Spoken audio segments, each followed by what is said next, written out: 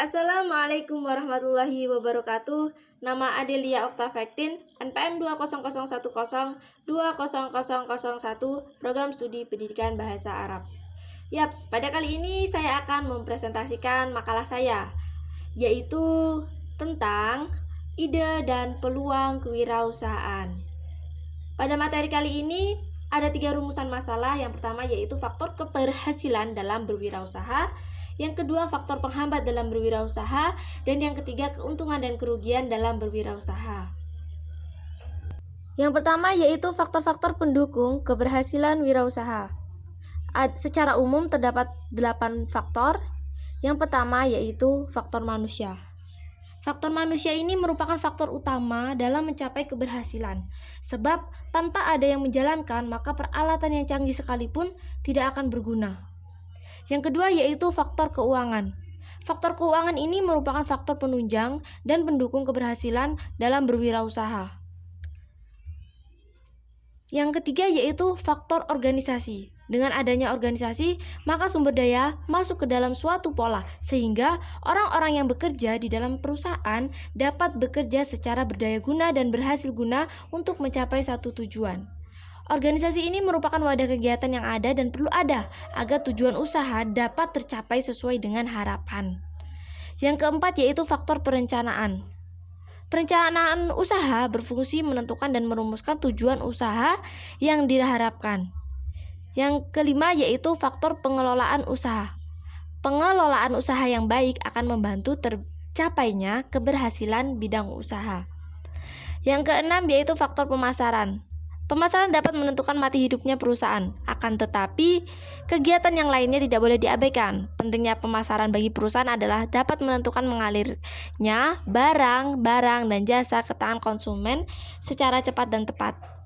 Yang ketujuh yaitu faktor administrasi. Faktor ini merupakan faktor penunjang tercapainya keberhasilan usaha. Dengan administrasi yang rapi, memungkinkan tersimpannya segala sesuatu catatan atau dokumen penting yang berguna.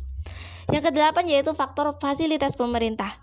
Keberhasilan usaha banyak didukung oleh fasilitas yang diberikan kepada wirausahawan. Fasilitas-fasilitas itu bisa berupa kemudahan dalam mengurus perizinan usaha, pengajuan tambahan modal, dan sebagainya. Yang kedua yaitu faktor penghambat dalam berwirausaha. Menurut Zimmerer pada tahun 1996, ada 8 faktor yang menyebabkan wirausahawan gagal dalam menjalankan usaha barunya. Adapun faktor-faktornya sebagai berikut. Yang pertama, tidak kompeten dalam hal manajerial. Tidak kompeten atau tidak memiliki kemampuan dan pengetahuan untuk mengelola usaha merupakan faktor penyebab utama yang membuat perusahaannya kurang berhasil. Yang kedua yaitu kurang berpengalaman, baik dalam kemampuan teknik, menvisualisasikan usaha, mengkoordinasikan, mengelola sumber daya manusia, maupun mengintegrasikan operasi perusahaan. Yang ketiga yaitu kurang dapat mengendalikan keuangan. Agar perusahaan dapat berhasil dengan baik, faktor yang paling utama dalam keuangan adalah memelihara aliran kas, mengatur pengeluaran dan pemasukan secara cermat. Kekeliruan dalam pemeliharaan aliran kas akan menghambat operasional perusahaan dan mengakibatkan perusahaan tidak lancar. Yang keempat yaitu gagal dalam perencanaan. Perencanaan merupakan titik awal dari suatu kegiatan. Sekali gagal dalam perencanaan, maka akan mengalami kesulitan dalam pelaksanaan. Yang kelima yaitu lokasi yang kurang memadai. Lokasi usaha yang strategis merupakan faktor yang menentukan keberhasilan usaha. Lokasi yang tidak strategis dapat mengakibatkan perusahaan sukar beroperasi karena kurang efisien. Yang keenam yaitu kurangnya pengawasan peralatan. Pengawasan erat kaitannya dengan efisiensi dan efektivitas. Kurangnya pengawasan ini dapat mengakibatkan penggunaan peralatan atau fasilitas perusahaan secara tidak efisien dan tidak efektif. Yang ketujuh yaitu sikap yang kurang sungguh-sungguh dalam berusaha. Sikap yang setengah-setengah dalam usaha akan mengakibatkan usaha yang dilakukan menjadi labil dan gagal. Dengan sikap setengah hati ini, kemungkinan terjadinya kegagalan itu menjadi lebih besar. Yang kedelapan yaitu ketidakmampuan dalam melakukan peralihan atau transisi kewirausahaan. Wirausahawan yang kurang siap menghadapi dan melakukan perubahan tidak akan menjadi wirausaha yang berhasil. Keberhasilan dalam berwirausaha hanya bisa diperoleh apabila berani mengadakan perubahan dan mampu membuat peralihan setiap waktu. Yang selanjutnya yaitu keuntungan dalam berwirausaha. Menurut Suparyanto, keuntungan dalam berwirausaha ini ada 6.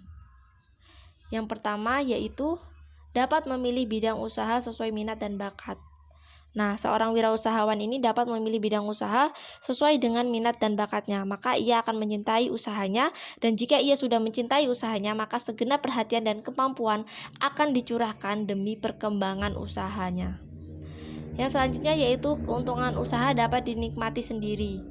Usaha yang dijalankan merupakan usaha yang dimilikinya, maka keuntungan dari hasil usaha menjadi miliknya juga. Yang ketiga yaitu memperoleh kepuasan.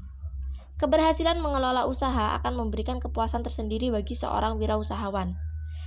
Kepuasan ini secara tidak langsung akan memotivasi dirinya untuk lebih giat bekerja agar perkembangan usaha semakin lama semakin baik dan kuat dalam menghadapi persaingan. Yang keempat yaitu tidak ada yang memerintah. Nah, seorang wirausahawan ini menjadi pemilik sekaligus manajer dari perusahaannya sendiri.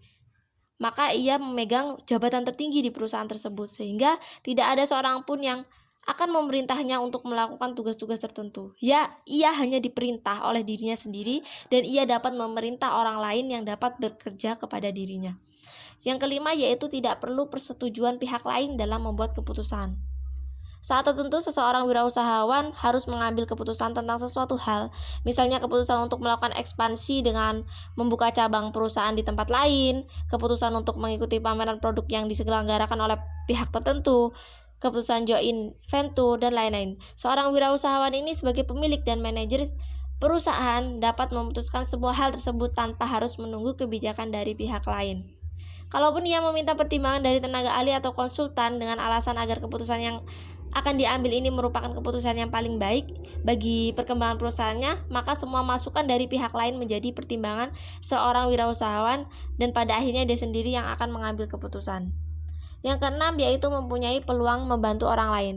Sebagai makhluk sosial, seorang wirausahawan mempunyai cukup peluang untuk membantu orang lain, misalnya dengan mengalokasikan zakat penghasilan untuk membantu korban bencana alam, peperangan, ataupun memperkerjakan mereka yang mempunyai potensi tetapi belum bernasib baik mendapatkan pekerjaan, dengan tetap memperhatikan kualitas sesuai job spesifikasinya.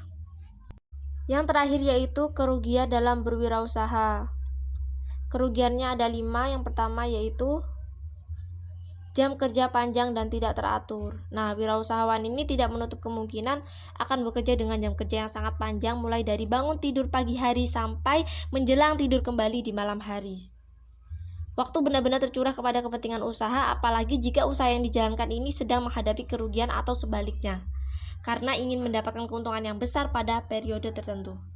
Selain itu, jam kerja kewirausahawan ini tidak menentu. Pada saat tertentu memiliki waktu luang yang cukup, tetapi pada saat lainnya ia sangat sibuk bahkan sampai lupa beristirahat. Yang kedua yaitu resiko dan tanggung jawab luas. Sehubungan dengan posisinya sebagai pemilik sekaligus manajer bagi usahanya sendiri, maka seorang wirausahawan ini memiliki tanggung jawab yang luas terhadap keberhasilan dan kegagalan usahanya. Wirausahawan harus menanggung resiko pada saat terjadi kerugian pada usahanya. Tidak menutup kemungkinan resiko harus dipertanggungjawabkan sampai kepada harta yang dimiliki walaupun berada di luar perusahaan. Hal ini terutama jika perusahaan bentuknya perorangan dan pilot sehingga akan ditutup. Maka untuk memenuhi kewajiban kepada pihak ketiga, wirausahawan ini harus menutup semua kewajiban tersebut walaupun dengan menggunakan harta yang ada di rumah. Yang ketiga yaitu pendapatan tidak stabil. Salah satu kerugian yang dialami oleh wirausahawan ini berhubungan dengan pendapatan. Nah, pendapatan wirausahawan ini tidak dapat dipastikan atau tidak stabil. Pada periode tertentu, pendapatan bersih setelah dikurangi dengan total pengeluaran akan menghasilkan keuntungan. Nah, besarnya keuntungan ini dari satu periode ke periode lainnya berubah-ubah, terkadang besar, pada saat lainnya kecil, bahkan pada periode tertentu wirausahawan mengalami kerugian usaha. Inilah salah satu resiko yang dapat dialami oleh wirausahawan. Yang kelima yaitu sering terlibat masalah keuangan. Nah, kerugian lain yang dialami oleh hampir setiap wirausahawan adalah masalah keuangan. Wirausahawan ini harus berpikir keras untuk dapat mengalokasikan dana yang ada untuk berbagai kepentingan usaha, termasuk pembelian bahan baku, upah tenaga kerja, biaya promosi, dan lain-lain. Dan yang kelima yaitu belajar tidak ada akhirnya. Nah, wirausahawan ini dituntut untuk selalu mengadaptasi berbagai perubahan yang terjadi. Keterlambatan dalam mengikuti perkembangan dunia usaha akan berakibat kerugian dalam berwirausaha. Nah, jadi kesimpulannya ada 8 faktor penunjang keberhasilan dalam berwirausaha. Dan juga 8 faktor penghambat keberhasilan dalam berwirausaha. Nah, bagi wirausahawan yang handal, kerugian akan menjadi tantangan sehingga ia tidak akan pernah berhenti untuk belajar. Terima kasih, mungkin itu saja presentasi dari saya. Apabila terdapat kesalahan dalam berkata, saya mohon maaf. Saya akhiri, wassalamualaikum warahmatullahi wabarakatuh.